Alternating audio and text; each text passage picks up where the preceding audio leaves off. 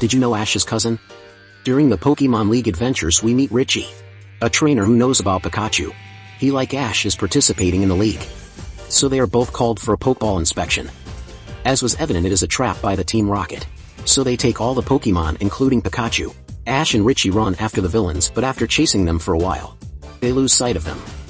So as the night passes, they have a talk in which they both talk about wanting to be Pokemon Masters. The next day they find the truck and manage to rescue Pikachu.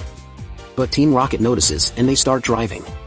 After finding their Pokeballs, our boys take out their Pokemon and attack the bad guys, who are thrown upwards while driving by a double Thundershock impact. So now they are in danger, having to bring out their flying types to rescue them.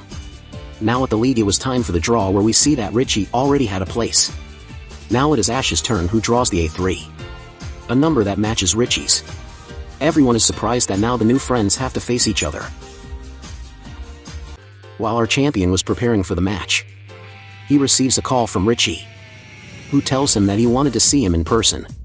But in reality it was Jesse, who manages to get Ash to fall into the trap and be captured. Team Rocket wanted Ash to lose the match for not being able to show up, but very ingeniously, he uses Squirtle to escape. Unfortunately, the villains weren't going to give up that easily.